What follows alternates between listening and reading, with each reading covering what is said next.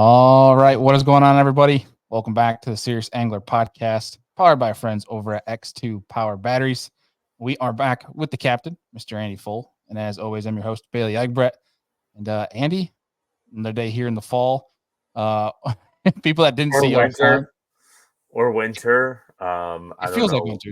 It's technically not winter until what, the 21st of December? 21st, yeah, I think that's correct. Something like that. I never followed that as a kid when people talk about the when date. it snows, it's winter. Yeah, it feels like winter, you know? Yeah. For folks that I've seen the last couple episodes, we had some like hiccups with intro. I totally just pulled another shenanigan here for people that didn't see First show, 450 or so in. Yeah, rookie status. Thankfully, StreamYard, the service we use now, has a restart button, which is a great feature. So I don't have to go through and edit all this crap again. But looked great. Our guest, Mr. Emil Wagner, got to laugh at me a little bit here, watching a supposed, should be a pro at podcasting at this point. Still suck at it. Everybody makes mistakes. It's fine. I make them daily. We don't claim to be top notch. All right, you get what you get. We're just there. We're here to talk fishing and have a good time. That's right. That's exactly right.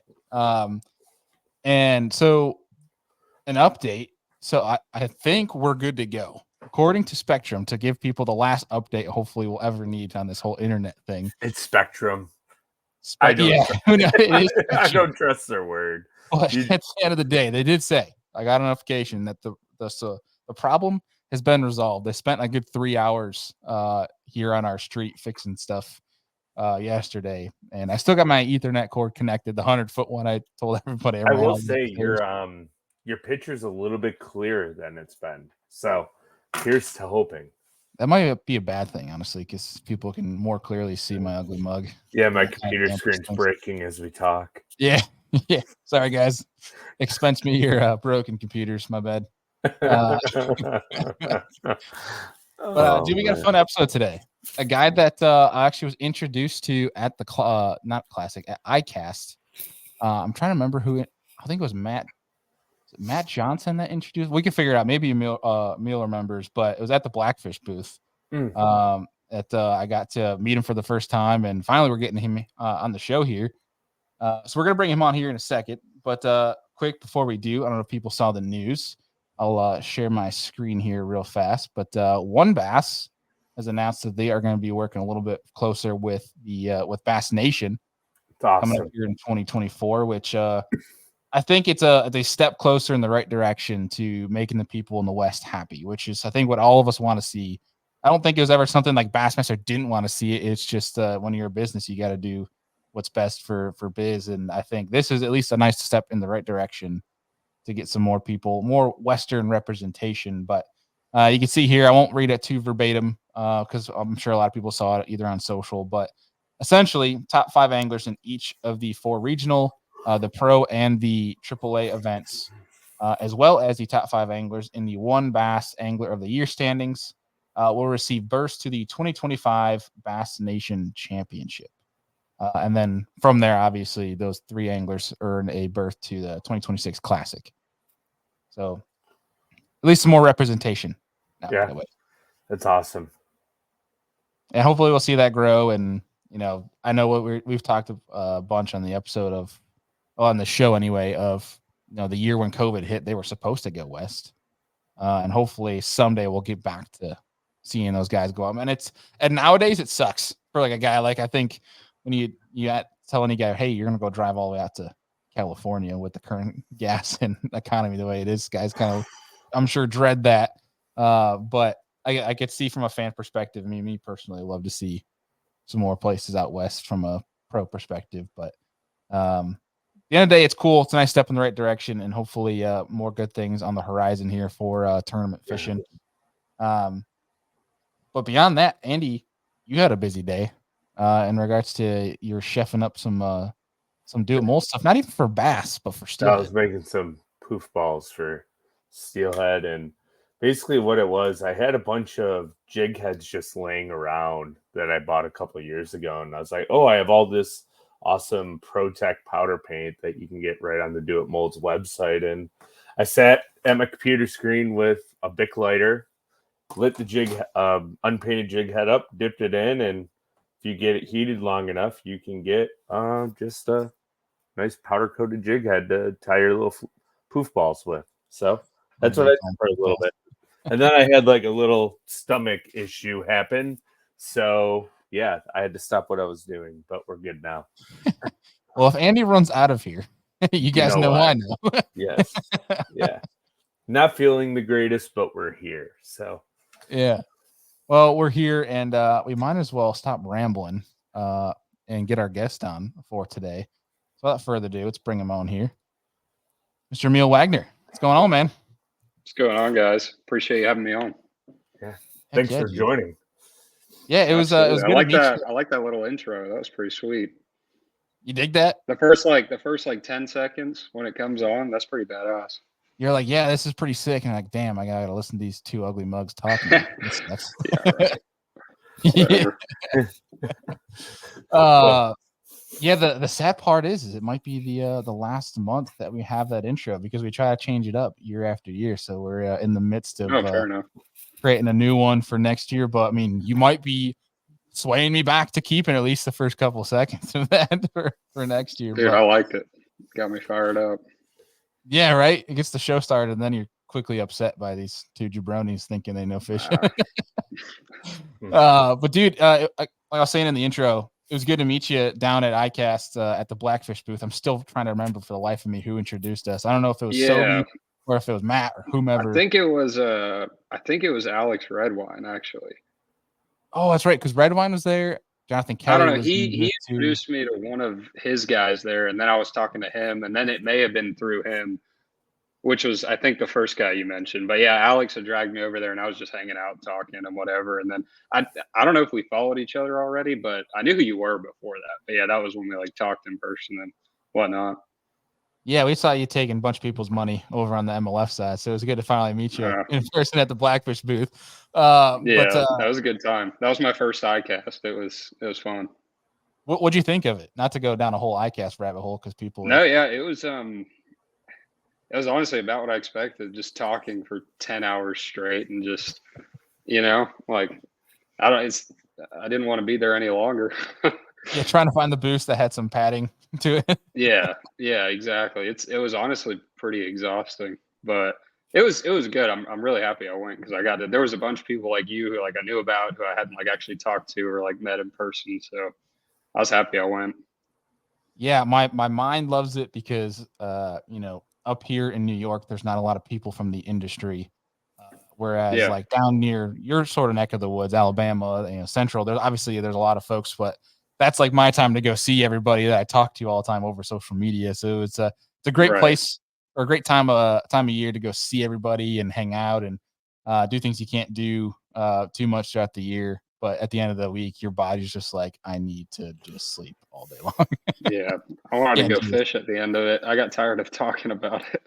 Yeah, exactly. Let's ditch this joint and go fish. For real. But man, so first time we're getting you on the show, and Andy, it's been a little while here since we've had somebody new on the show. Yeah. And we've been trying for over 400 episodes now to keep tradition, and that of everybody that's new, we want to know how the heck you even got to where you're at now. Like, how did you start? And obviously in talking to people and obviously keeping up with you from a tournament standpoint, you weren't born in the States. So I'm curious how you came to know and love this species of bass that we all have a passion for. But talk to us a little bit about where you were born and kind of the road to learning and growing a passion for bass fishing. Yeah, so as far as how I actually got interested in fishing, that's a question I don't even know the answer to be honest. But I was born in Denmark. I have two older siblings. All three of us were born there. Both my parents grew up there, born there. My entire family lives there. And we moved over here when I was a year old for my dad's job. And we're only supposed to be here like 2, 3, 4 years and then move back. And I don't know if it was because they ended up liking it or his job required him to stay, but we ended up just staying and never moved back. We would go back, once a year to see family and whatnot. But grew up here, lived pretty much in Marietta, Georgia, my entire life, just outside of Atlanta. And Dude, I've been fishing literally since I could walk. But my dad doesn't fish. Nobody in my family fishes. Like I just expressed an interest in it when I was little, I guess. Like my dad's done it before, but he doesn't actually fish. You know what I mean? So he let me get a rod, a reel, whatever. And I guess my earliest memories of it were that neighborhood I grew up in most of my childhood. I'd walk down to our neighborhood pond every day. And I remember this one big bass. Like I think I caught it like 6 times on a live bluegill. Like I'd catch the bluegill and drop them under this one dock and then catch bass. And then from there in middle school, I remember my buddy William, who I fished high school tournaments with, we started fishing out of his canoe and just pond hopping, Google Earth, finding every pond within an hour radius. And we'd just go fish every chance we got. And then that's what it's all about. Yeah, dude, it's like I honestly missed that. And then 8th grade, I remember we figured out tournament fishing was a thing. And that was right when high school tournament fishing was like kind of starting to take off. Like it wasn't like big yet by any means, but it'd been gaining a little traction. And going into 9th grade, I was like, well, we need a bass boat. And of course, my dad was like, I'm not buying you a boat. So he was like, I tell you what, I'll match any dollar you can put into a boat. So I had what was it? I paid 9.2 for that old Skeeter I had. So I had like 4,600, but I had like a leaf raking business, all sorts of, typical little kid stuff. Yeah. And I remember he had it listed for like 12 or 13. And he's actually, I talk to him almost every week now. His name's Byron Kenny. He's a really good fisherman, but I texted him. I was like, dude, I've got $9,200. If you'll give it to me, I'll take it. And he gave it to us, gave us a really good deal on it. And we started right off the rip in high school fishing tournaments. And I remember our first one was on Lake Seminole. So that's in 9th grade. You got to understand, not my dad bass fishes. William's dad doesn't bass fish. Neither, they don't know anything about it, let alone driving a bass boat or being on Seminole. So our high school had like a really strict attendance policy. So we didn't get to practice. And it was our first high school tournament. So we drove all the way down there. We're, tournaments out of big gyms. There was like 23 boats in it, not many. And we're like 5 hours from the house. And we go and have you ever been to Seminole? I have never been on it. Okay. So you come out of you launch in big gyms. And again, we haven't practiced for this tournament. We just showed up. And it's like this little pond, like this little clear pond with no stumps in it or anything. And then at like the end of the pond, there's like a channel where all the boats go out of, and then it opens up into the lake. And they sent us out of there. And I mean, you just go out into this straight stump field, and the boat lanes are maybe 2 boats wide. And we just all look at each other like, what the hell? Like got off pad. Everyone's like cussing at us. But that tournament was a disaster, or not a disaster. We got like 5th in it. We got an 8-pounder and a 12-incher. But yeah, so that was our first one. Like we didn't even know how to get around, but literally just fished all 4 years of high school. Really, really enjoyed that. We went all over Georgia and then got to fish the nationals wherever those were, and then went to college at Ole Miss. I fished at home mostly 9th and 10th grade. I had this false idea going there that there was a big fishing team, but at those SEC schools, the fishing teams, it seems like they kind of go, unless it's like in Auburn, they kind of go in like generations. Like you'll have like 2 classes of guys where there's like 15 guys who are like really into it on the team. And when I got there was literally no one. So I was like, I didn't really want to fish with someone who wasn't all in. So I just kind of went home and fished and did my own thing. And then fished college junior year with my buddy Jacob. We had a really good year. And then senior year, he wasn't there anymore. And then I just fished one of them to get to the nationals thing. And then fished a bunch of BFLs and stuff, and then graduated college. Actually worked at Pure Fishing for a year, used my degree a little bit, and then I just I couldn't do the laptop for 8 hours a day. It wasn't for me. So I've been guiding for coming on 2 years now, and that's kind of where I've got to this point. What was your role at Pure Fishing, if you don't mind me asking? I was in digital marketing. I was a consultant for him for a year. So like I worked every day, but it was like, or not a consultant, but a contract employee. Yeah. So I just, I helped with all like their, God, it's been so long.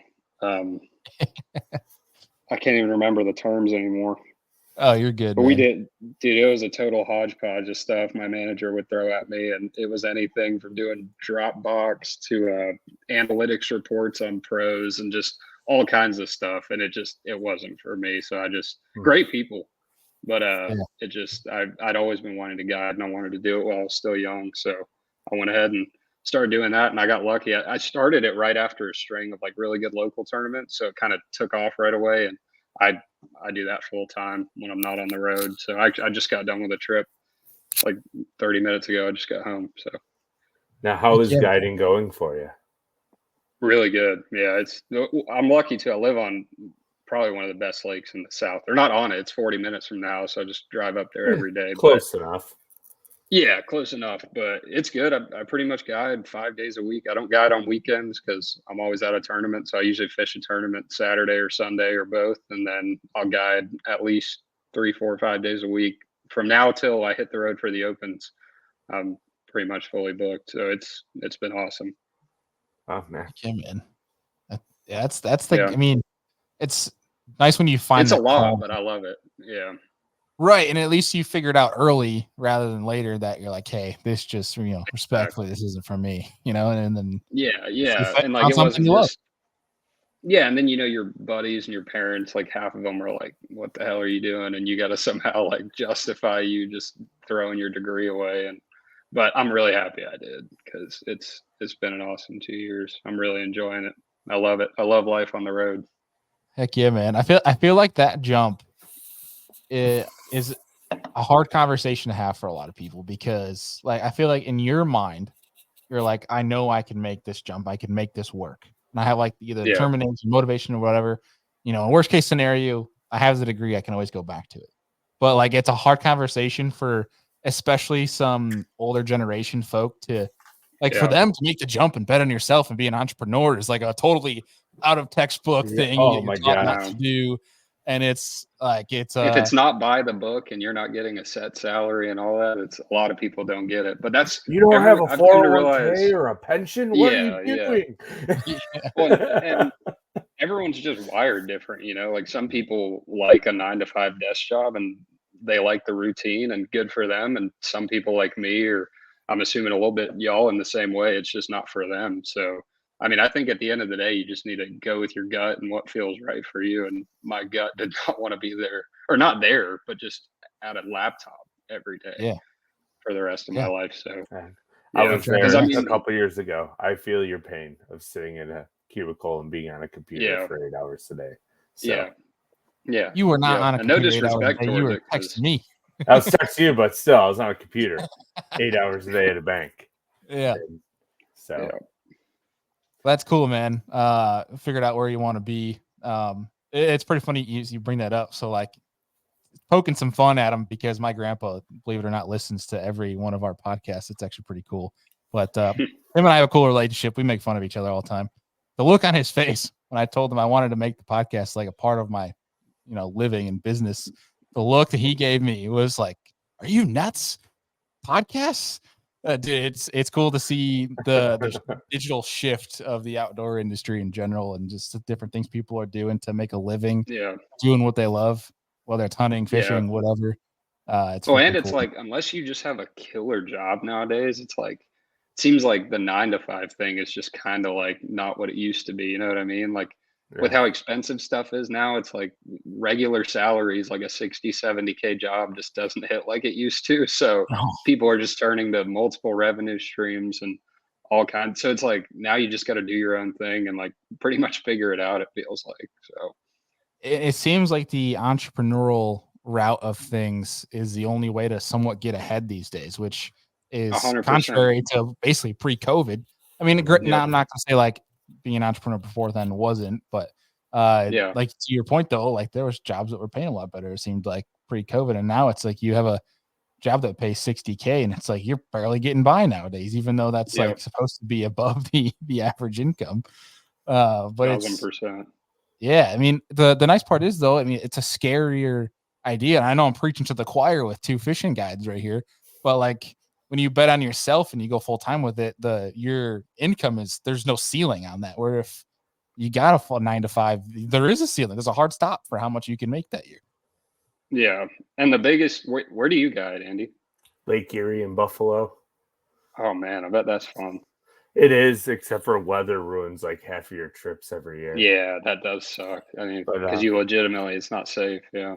yeah, so like I have my captain's license so I can go on the Great Lakes, and then I have my New York State license so I can do all the smaller lakes in the area if a client wants to go like chase a mixed bag. And then I do steelhead from like mid-October through March, which is Oh, so you just fish. I got you. just fish, That's man. sick. Yeah.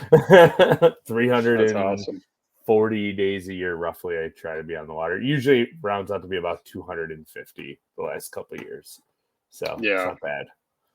Yeah, No and that's the nice complaints thing too with the tournament thing. It's like I can be on the road for a month and be home for 4 days, and I can go guide 3 of those, prep one day, and leave. So it's like you can literally make your own schedule, and it's perfect if you want a tournament fish because you sure as hell can't come home for a month and clock into a 9 to 5 for 3 days and leave again. So yeah, I think that's the best part. I last year for bass I guided.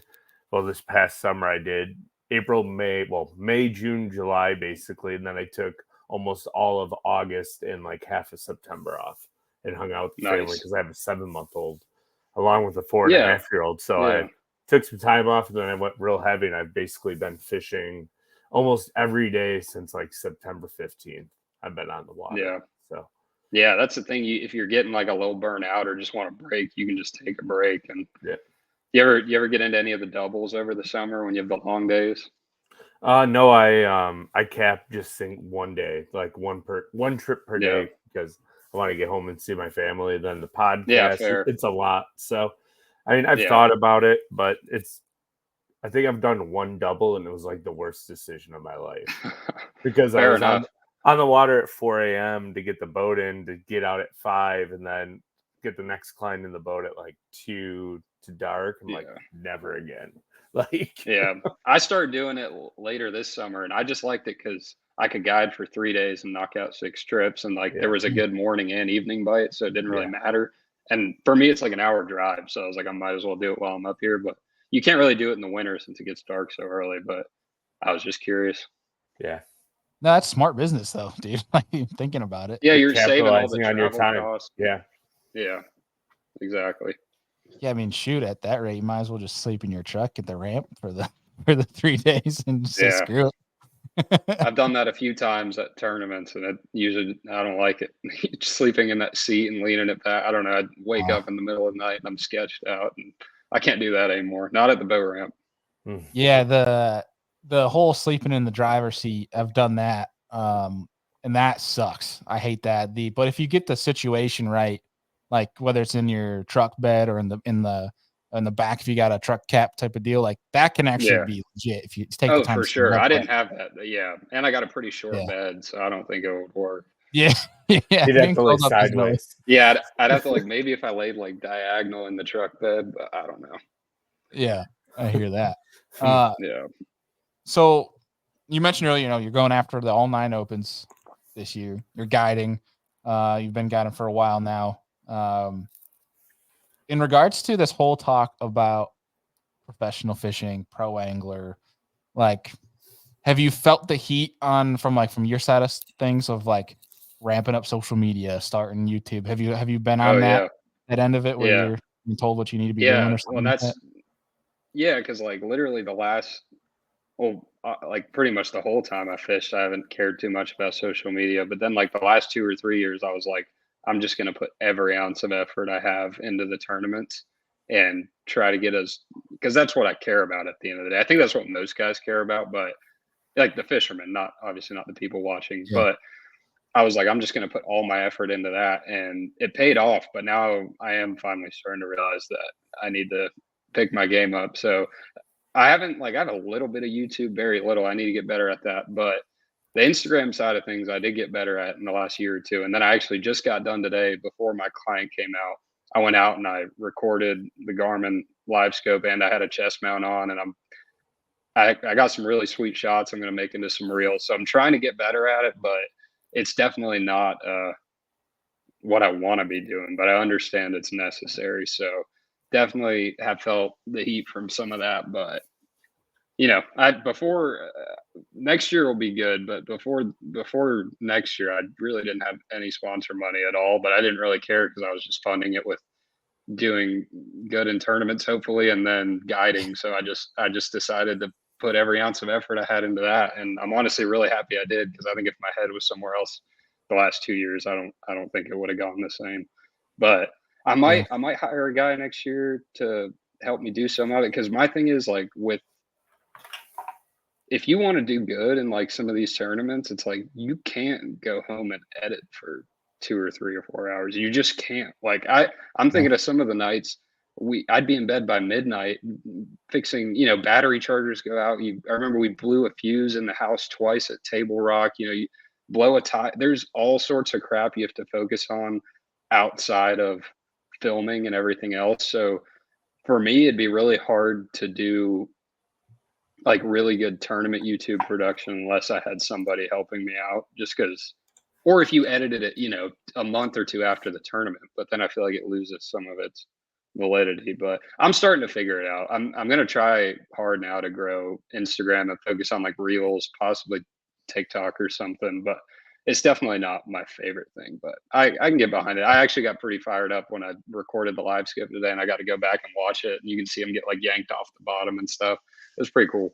So I'm Yeah, I excited mean, to upload that stuff. But yeah, dude, like posting or not, like just the content itself, like, dude, there's times where like I get up and I'm up at like 5:30 with my morning coffee, and I'll come down, I'll do some editing for YouTube, but I'll sit there and like go back at some of the videos I haven't posted yet and just yeah, review like old footage, tournament footage, things like that. It's just cool as like a study tool, but nonetheless, like I find the take the talking to a camera stuff out of it, but just like the recording of content part really fun.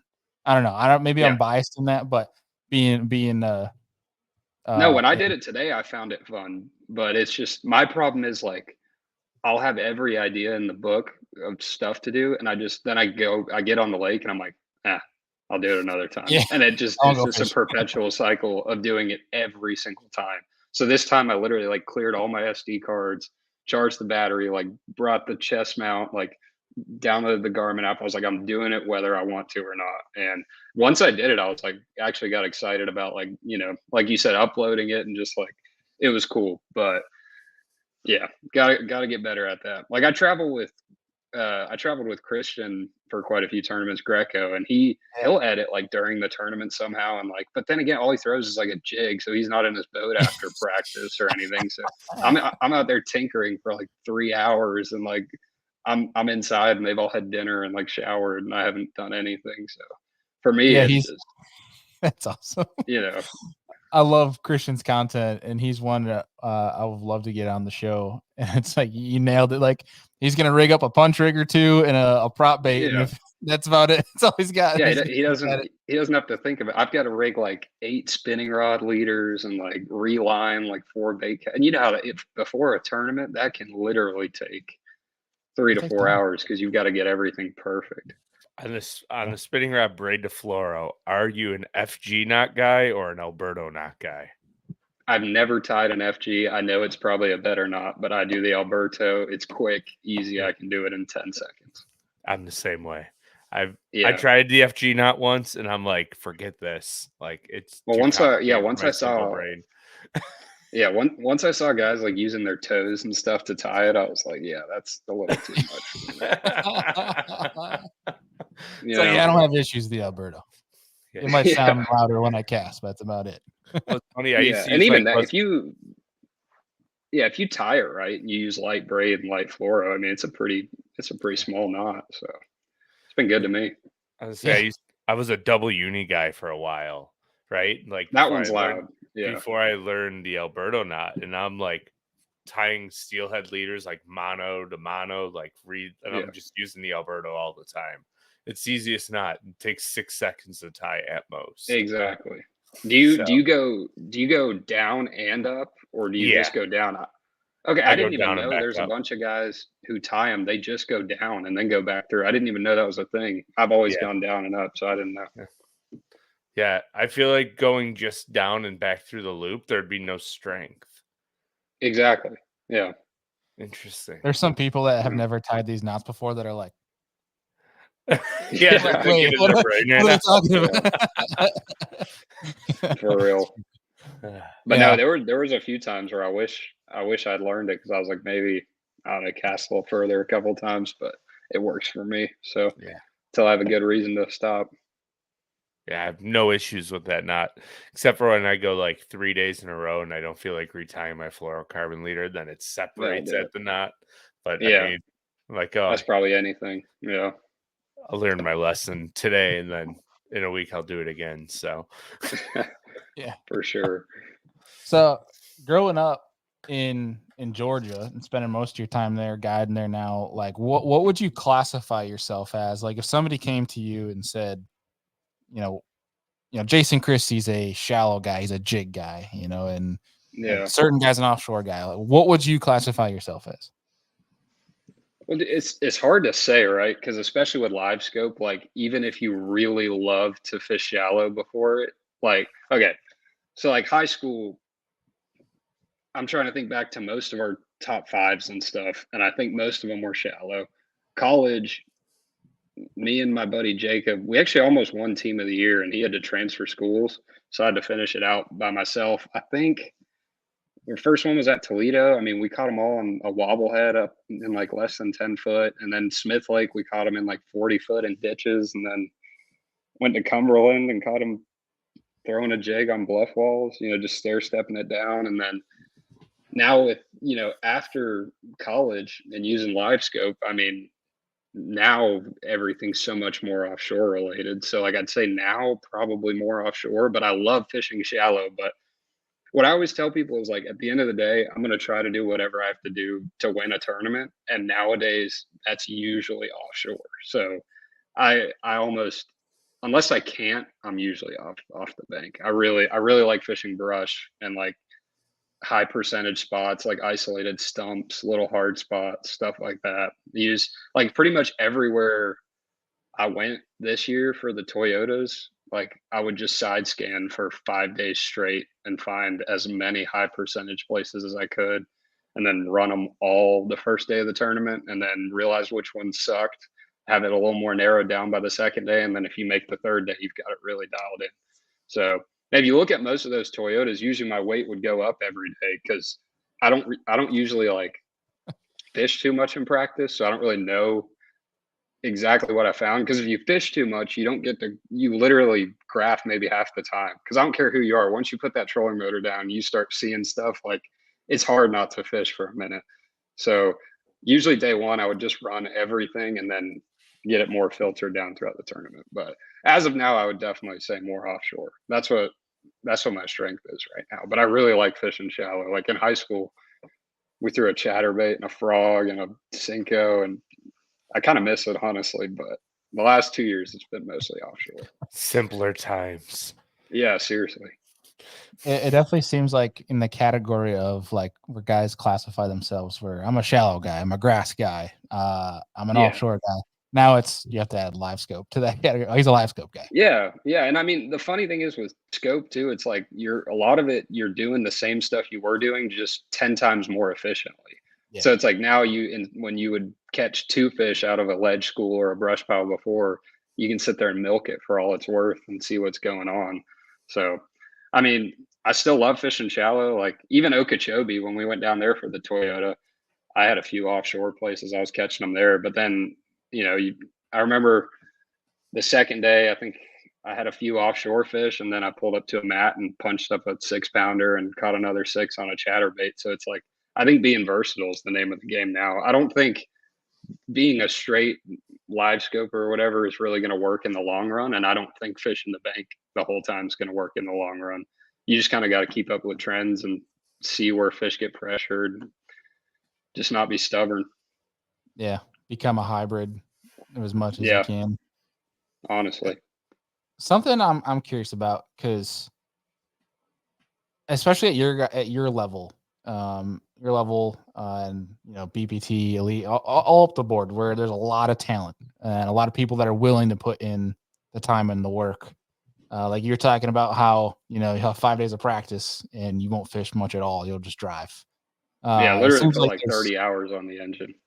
Yeah. So, and I feel like there's several other anglers that will do the same thing. And I'm sure you see it, guys that are sitting at the driver's seat most of the time during practice. When you're doing that and you can see that other guys are running some of the similar things that you're running, how do you try to make a determination of where you might start or how you might differentiate yourself when, say, a field of 150 anglers and there might be half of them that know you need to fish offshore, so you might be competing with 75 other guys that are doing the same NASCAR lap, graphing the same stuff on the map. Fair point. Yeah. So that depends what kind of offshore fishing it is, right? So like a good example would be I had 2 big tournaments on Lake Eufaula in Alabama this year. One of them was in May, and I caught, I think, every fish I weighed out of brush. And that's probably the only lake I've seen in my life that has more brush than Lanier.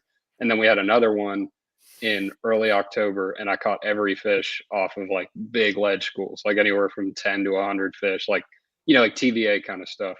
And there, like, I had, in literally 4 or 5 days of graphing, I found 6 or 7 schools. Like, they were not easy to find. So there, where you're going to start's a big deal, because it's like you only have 6 or 7 places. But in a brush tournament, whether it's Eufaula or Lanier or Hartwell, it literally does not matter. Like, obviously you've got some that are better than the others. And like what I'll do is I have 2 Lowrances I have those just for waypoint management, because you can make a waypoint, change the name, change the symbol in 10 seconds. I'll have like a symbol for like what I think is like an A+ spot. And then I'll have a symbol for what's like, maybe something decent. Yeah. And then I have a symbol for like, there might have been some here, but like whatever.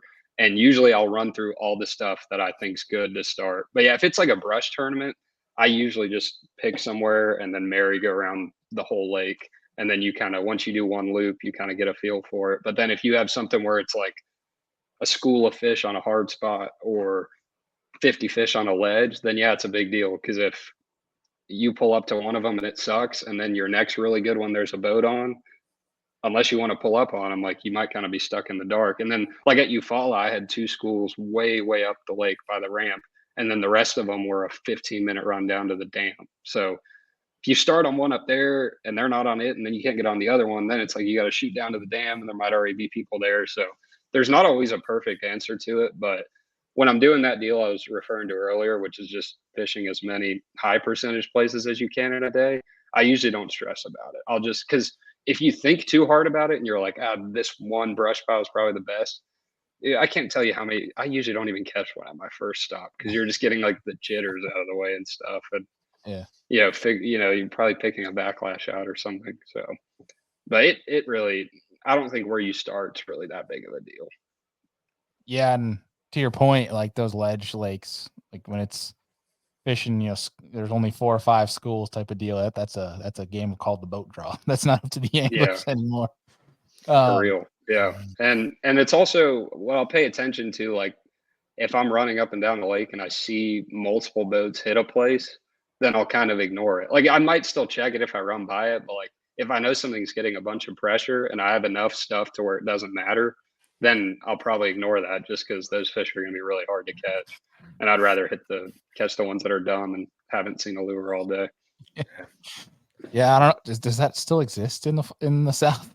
Yeah, fair point. Fair, but like somewhere like Eufaula, like in May fishing brush, there's like 5-10 mile long flats, and the brush can be anywhere from where the flat drops off in the river channel all the way up to the bank, literally. So they're really, really easy to hide there. So you can actually find quite a bit of stuff to yourself. But again, that requires, like, if I went out on Eufaula and graphed for 4 or 5 days straight side scanning, there'd probably still be water I hadn't looked at after those 5 days. So I feel like you can still outwork people offshore.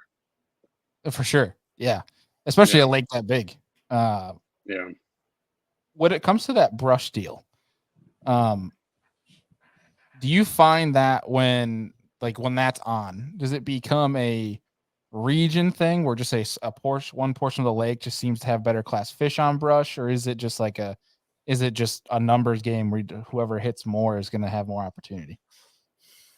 Yeah, so it can be a region thing, and I'll touch on that more in a second. And then the second part of the question, it is I think a lot of it is being more efficient than everyone else, but at the same time, figuring out how to catch them on that day. There's usually one or two things that are better than everything else. You know what I'm saying? Like whether it's a jig, a jerkbait, drop shot, hair jig. I mean, you could go down the list, but like dialing in exactly what they want and figuring it out quick.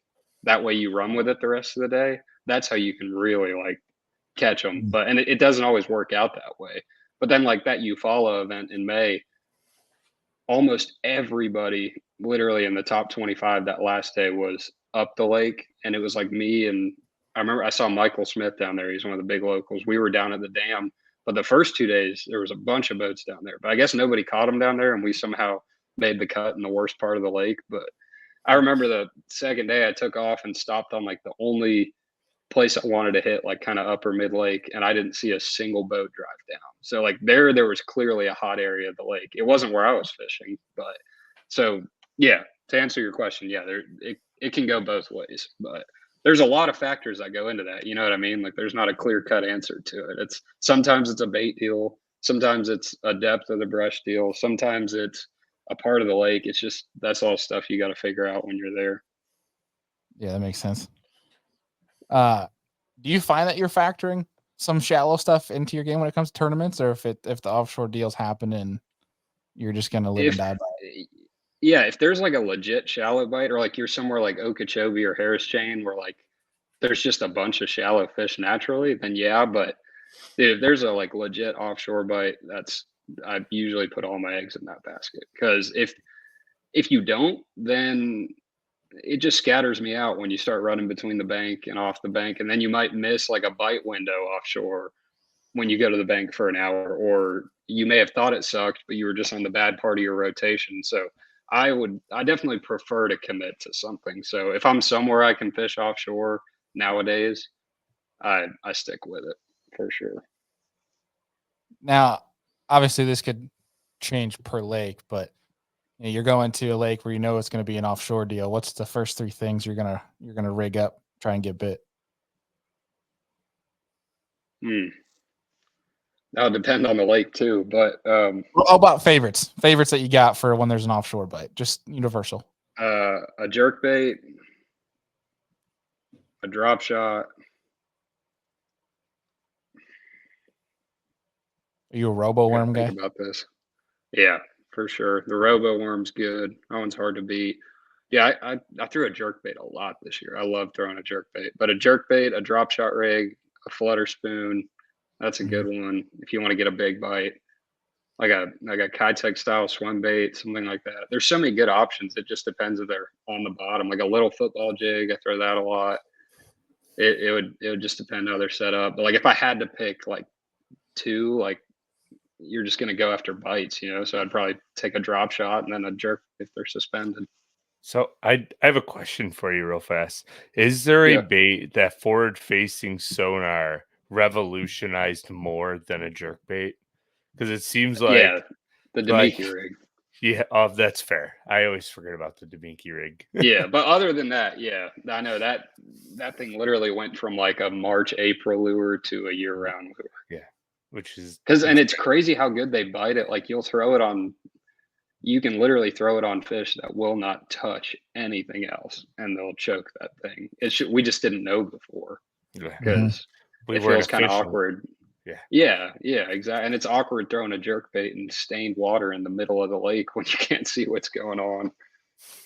Yeah, that's the dang fact. And people are like, oh, you can only throw it when it's sunny and windy. Where now it's like it'll be overcast and glass. Dead calm. You're still catching Yeah. change up color. Are you a guy Yeah. that has like 5 different jerkbait rods out with different jerkbaits, or are you just a No. one and done? That trips my buddies out too with how much I throw it. I just have one rod. It's beat to crap, but it's just the one I use. If I got to change colors, jerk bait, or do you have like different colors based on the conditions? I have like one rod, one jerk bait, and 2 colors. I love that. Simplify. I just like that's another thing I always tell like clients or whatever. Like they'll ask about color, and like whether it's on a plastic or a hard bait, like color, in my opinion, and I know people would disagree with this, but is like one of the least important things. Yeah, I think see if you put it something in front of flashy, one, something white when it comes to a jerkbait, in yeah, my opinion. exactly. Like you need in a hard bait, you need a clear one, a white one, and a chrome one, and that's about it. And it's like I feel like if you're worried about like little tints and colors and flakes and stuff, I just feel like you're kind of worrying about the wrong thing. You know, you're Yeah. probably just on fish that don't want to eat. Yeah. Yeah. Yeah, or you're looking at them on a forward and they ain't bass. Yeah, exactly. Yeah, that's another big thing. But no, color, I keep that super simple. But I usually think more big picture, you know what I mean? Like, are they on something slow? Do they want a big bait? You know, stuff like that versus little tiny modifications. Yeah, But yeah, it's what's your go-to if you're willing to say jerkbait wise? Mega Bass 110 plus one junior. Yes. That's my favorite one. Yes. Yeah. That one is That has one's hard to factored in. beat. I for whatever reason, I'll have 2 jerkbait rods out in the past year, and one has been a stunner, and the other one's been a Yep. 110 plus junior. I just started messing with the Stunna, and it's legit. Yeah. It's a good one. Yeah, that's one thing. That's probably one thing I'm bad about is not when I find something I like, I kind of just stick to it. And I've been trying to be better about like, especially when I just go fun fish now. Like I'll just try new stuff, go to new places because it's like you might as well.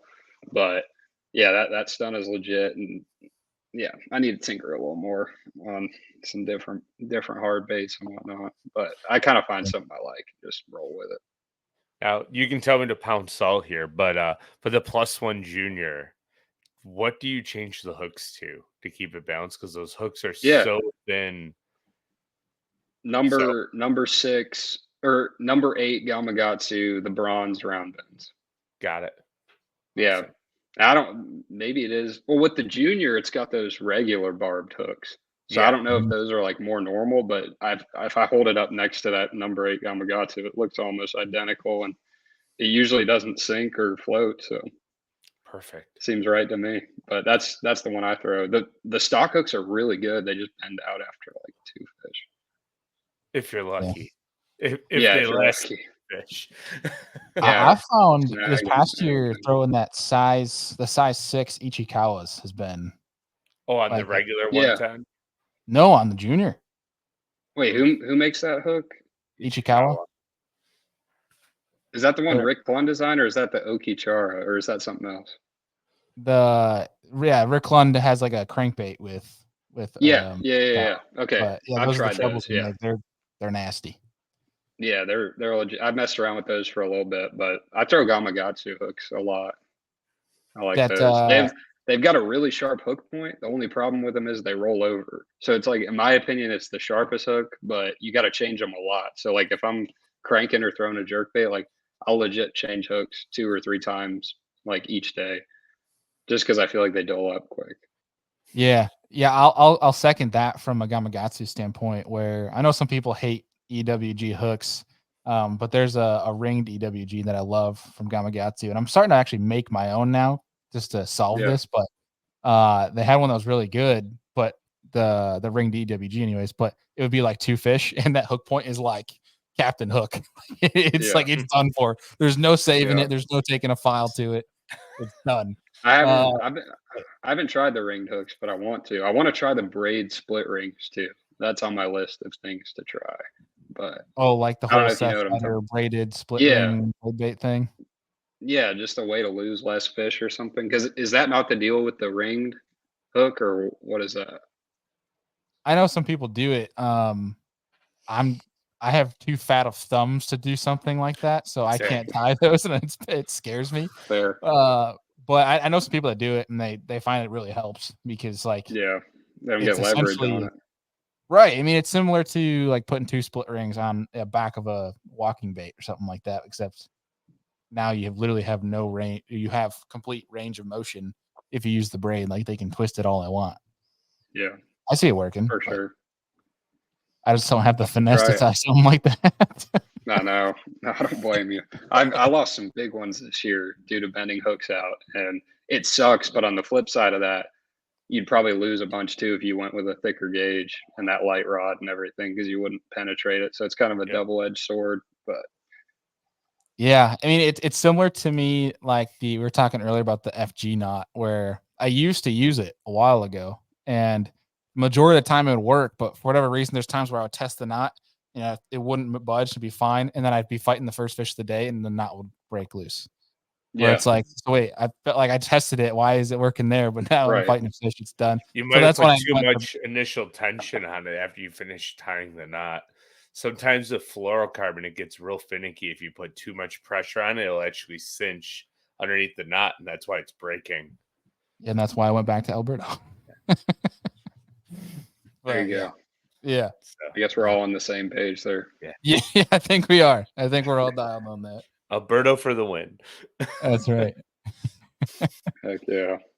Also, dude, I mean, you mentioned your family's back in Denmark. Have you gotten any of them hooked on bass when they come to visit or No. anything like that?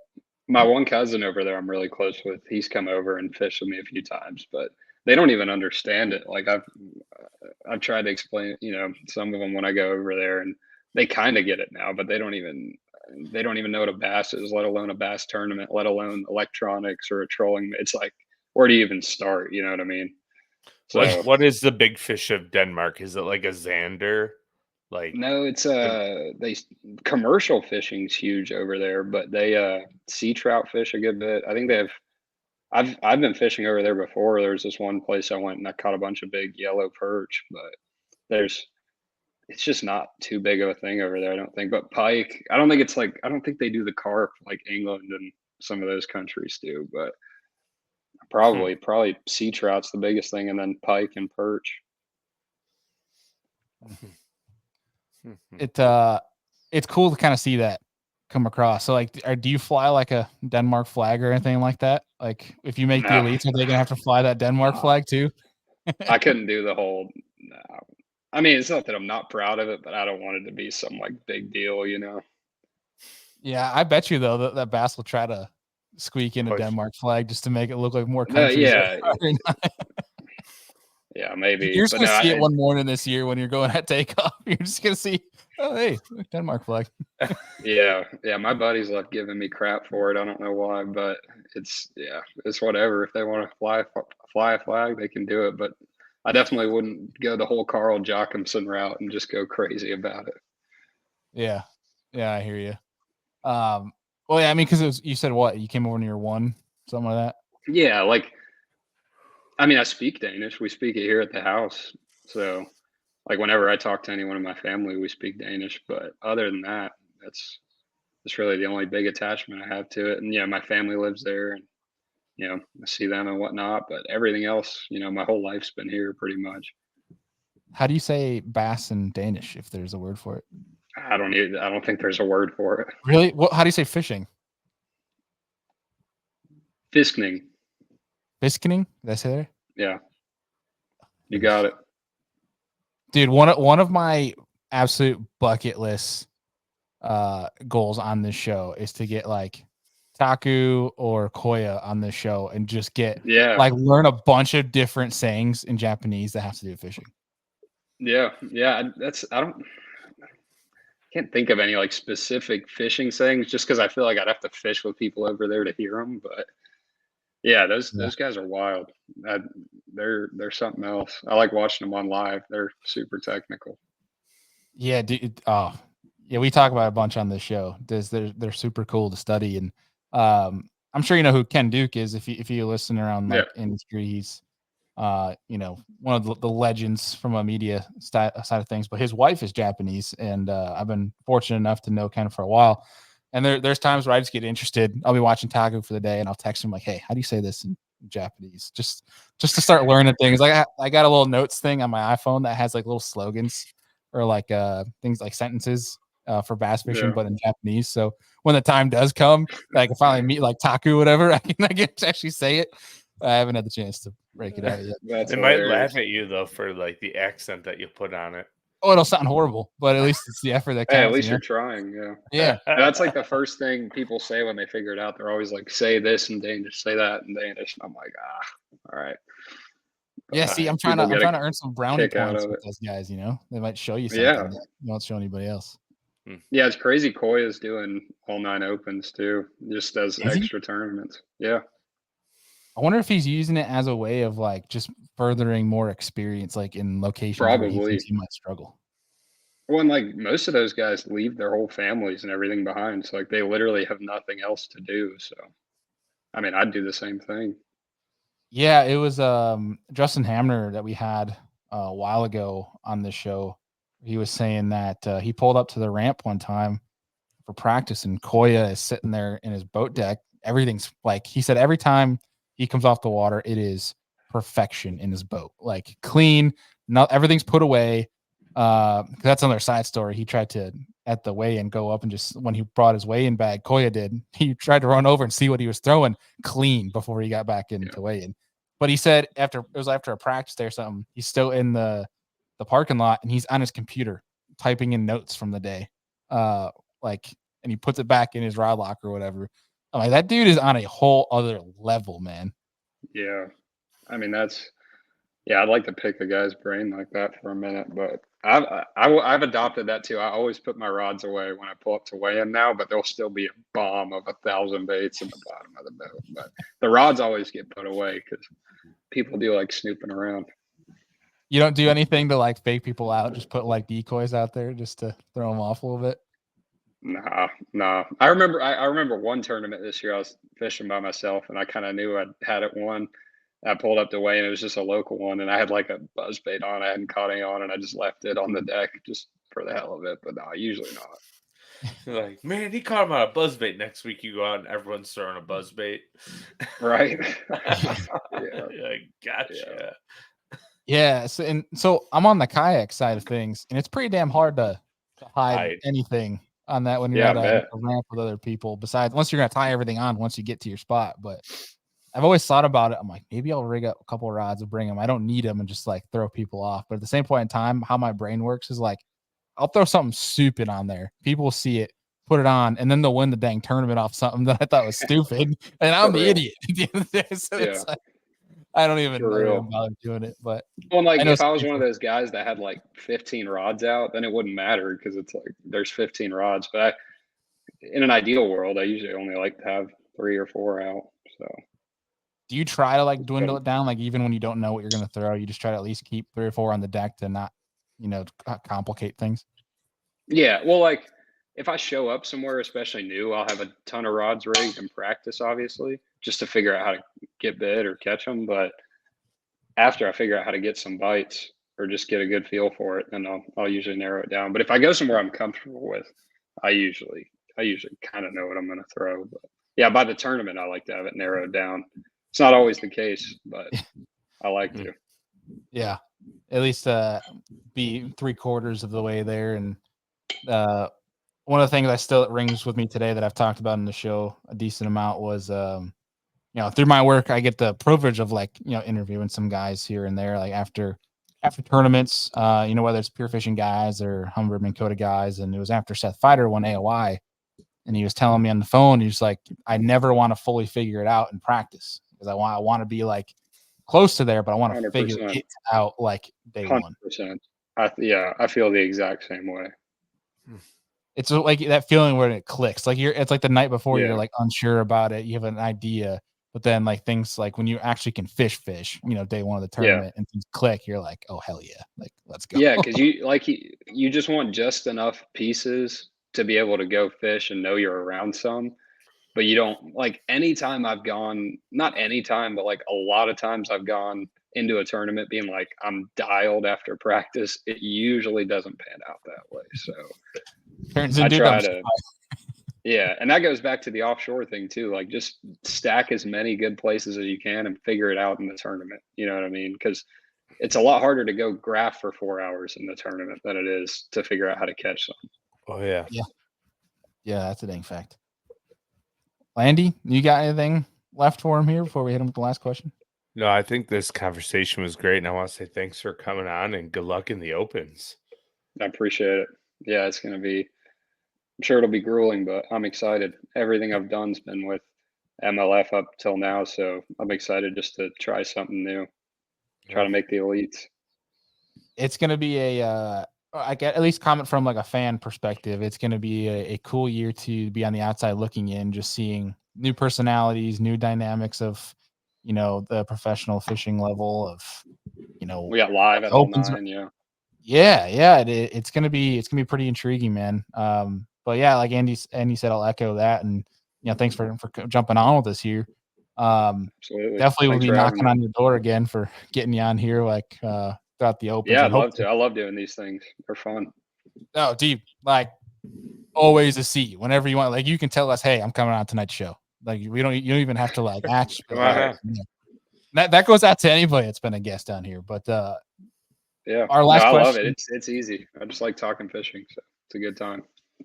Well, you're in the right company, because that's the only reason we do this, because we talk a lot and it just happens to be about fishing. So that's why we're doing sir. the podcast. But man, like we started off the show with, you know, it's tradition for everybody that's new to the show. It's their first time on the show. We like to wrap up the episode with, if you could take 3 different individuals and sit down, have a steak, have a beer with them, pick their brain. They don't have to be fishing. They could be sports athlete, somebody back in Denmark, whomever. It could be alive 1,000 years ago. It could be alive today. Doesn't matter. Anyone. Which 3 people would you invite and why?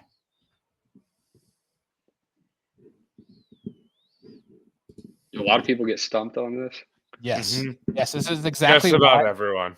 I have a soundboard. because I want to go the fishing route, but then I know I'm going to forget someone. I mean, you can. I mean, it's the fun part about it is that, like, we get messages after the fact that, like, damn, I should have said so and so. Where it kind of makes you think, which is pretty cool. But this is exactly why I got a soundboard, so I can cue the Jeopardy music for while Oh you. no! No, you're good. You're good.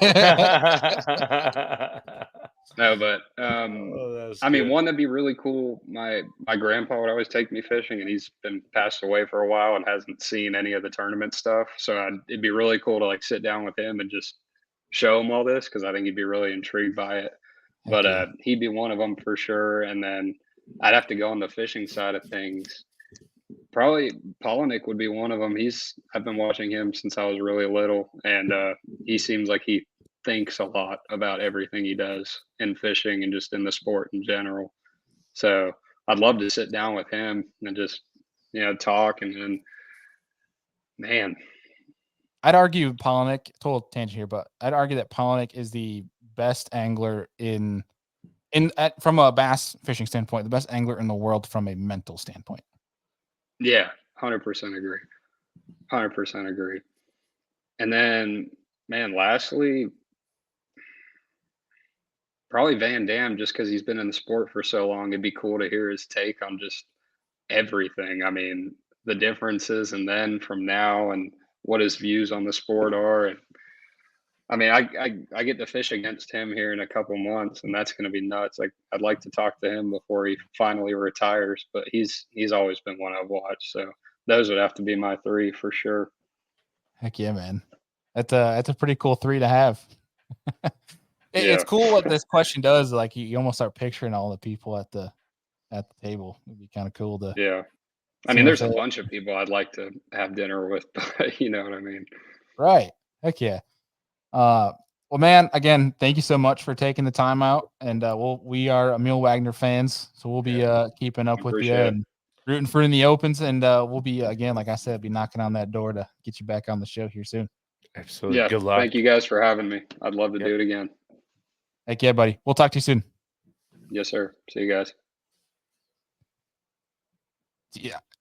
I don't know if I've ever heard of a bass angler from, obviously, knowing Emil from a while ago, but from Denmark. No, none ring a bell. So we have Denmark, Japan, Australia, Italy. I'm trying to think of other ones that might come to mind. Obviously, beyond like Canada and Mexico, those are easy ones. Trying to think if there's any other countries that are being represented right now from like a. Not in the U.S. Like, I believe South Korea has like a pretty big growing bass scene, and then South like Africa. A tournament scene in South Africa. I think so.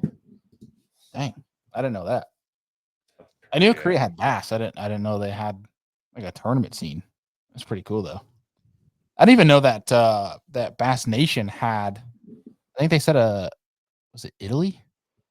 That they have some chapter in overseas. I can't remember the country, so don't quote me on that. But somebody was telling me, I want to say it was Brian Brasher at Bass was telling me that there's some, I can't remember who was telling me, but nonetheless, it's cool to see all of it widespread and come full circle, see the different, routes that people take to get where they're at now. And, man, it's just what I love about this show, just hearing the different perspectives. But the dude's a hammer, and it's going to be pretty fun to watch him compete here on the Opens after having a bunch of success over on the MLF side. And I know he's one that is a name that's been thrown around a lot this past year, and I think for good reason. So it'd be cool to see things come to fruition for him. And obviously we got high hopes for the Opens, and we'd definitely look to get him back on the show coming up here as the Opens kick off. Literally, I think in was it 2 months on the dot, basically?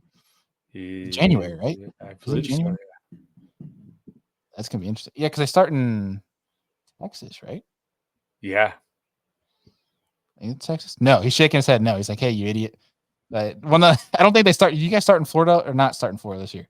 There's too many tournaments. You guys, okay? He's shaking his head. Yeah, we're stupid. They start in Florida. I think it's the Elite that starts in Texas or starts South Central. Okay. Thank you for correcting me. See, that's why I bring on the pros, because we're two bunch of idiots. We have too much to think about here, right? Like, I don't know about that, Andy. We just don't have anything. We don't have the brain power. It's the thinking that's the problem.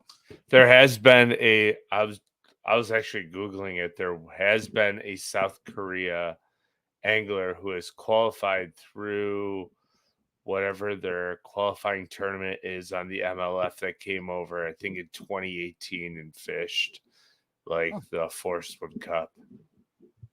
So that's pretty cool. That is pretty cool. That's a Ken Duke question. I got to ask him, like, different countries that have been represented. Could be cool to see some of the wild ones out there, like places that, like don't even have a bass, like Australia. Like, it's pretty cool to see all that, which, like, following along with like Gussie that was going down there doing the Barramundi tournament. I think he's going again this year, or he's down there right now. Yeah. He's I don't know if he's home now, but like at least in the last week he's been posting a bunch of content from down there anyway. But super cool to kind of see all crossover things like that. But great show, a lot of fun. And I'll remind people that coming up on Serious Angler, we have make sure you guys are marking your calendars for December 20th, because that's going to be our Christmas special. We'll have some friends of the show come on. We'll have a good time, some drinks, and try to celebrate a little bit here for the Christmas holiday as well as the New Year coming in. But Andy, you got anything coming up that the people should know about? Anything of that sort? Oh, there will be a lure lab this Saturday morning, so be on the lookout for that. I apologize again that I missed last weekend. I'm going to get that recorded tomorrow, so that will be ready to go for Saturday morning. Are you allowed to give them a sneak peek and what it might be? No, it's a surprise.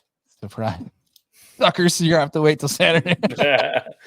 I'm gonna keep it a surprise because I missed last week, so I can't. I want to make you tune in. So yeah.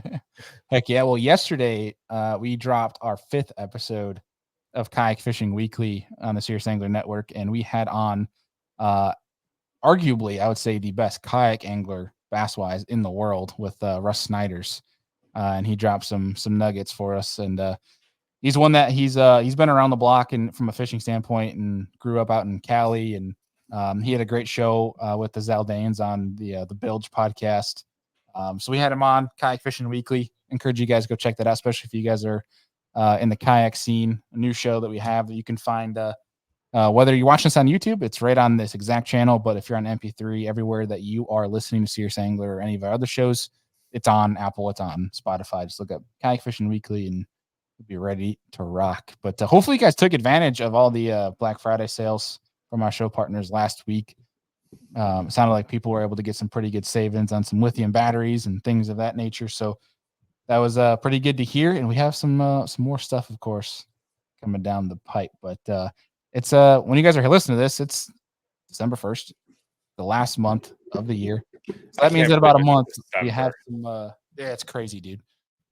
It means we got some changes coming to the show, so we're pretty excited about them. Like I was mentioning last show, it's good changes, and we're excited to share them with you. But without further ado, we will see you guys next week on Tuesday for another Tuesday Night Live.